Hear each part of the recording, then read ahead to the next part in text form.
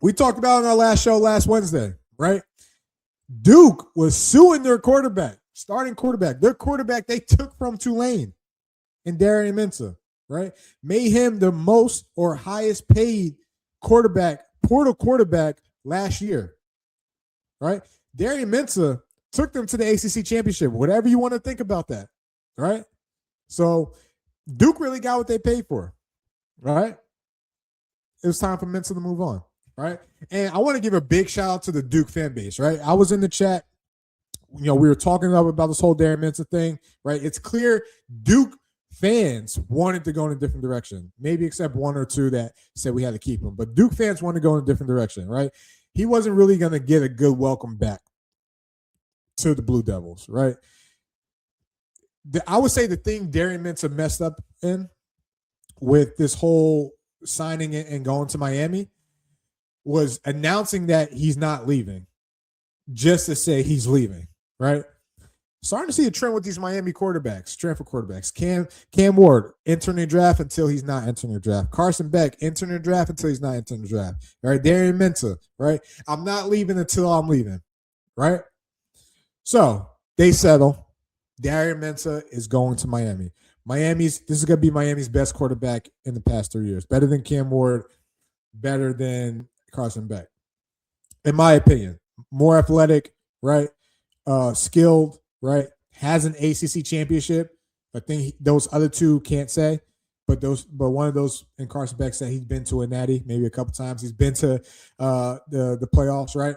So what does this look like for Miami, right?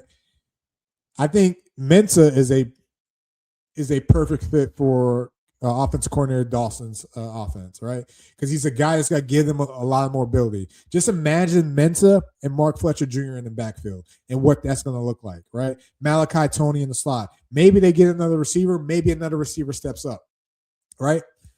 But Daren Mensah is going to be able to provide a spark, a different dynamic to that offense, and something that, listen, if Miami and Carson Beck, outside of having veteran experience, if Carson Beck could take them to the natty and being very minimal using his feet, Mensah could be even more dangerous. Right?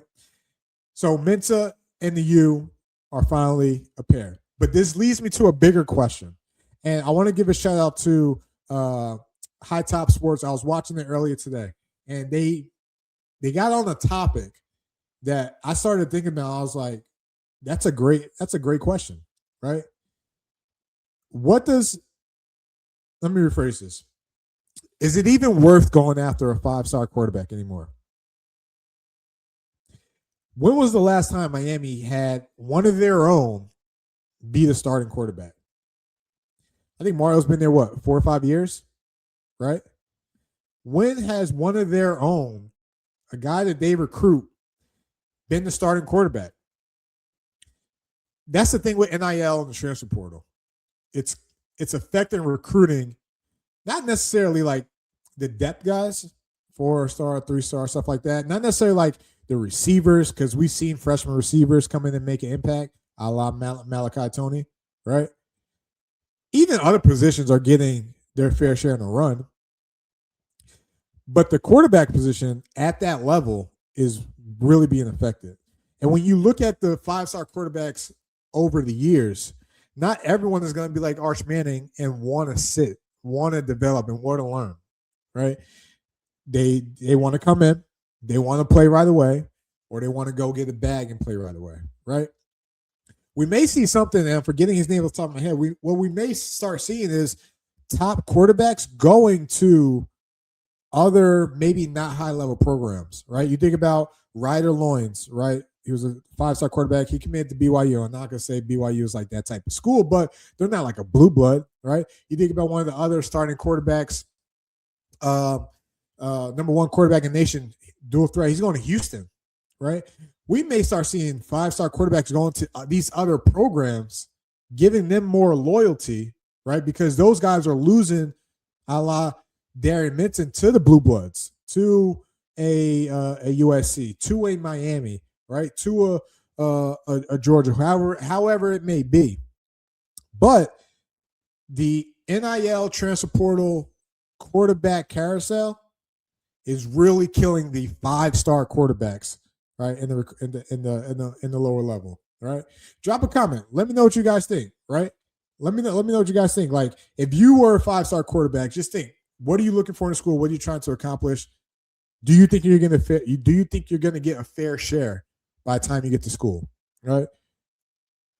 You see about the DJ Lagway situation, right? We had my buddy from Wisconsin, right? Graham Mertz, right? DJ came in. Unfortunately, Graham got hurt. DJ had to play, right? Right?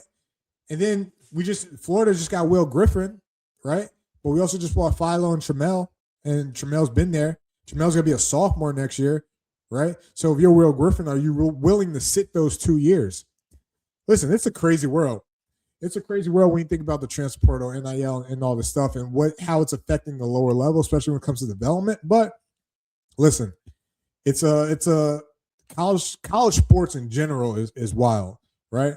And guys are getting paid millions upon millions of bread, of cash, of money to go to these schools, to be a rental project, to potentially win a natty.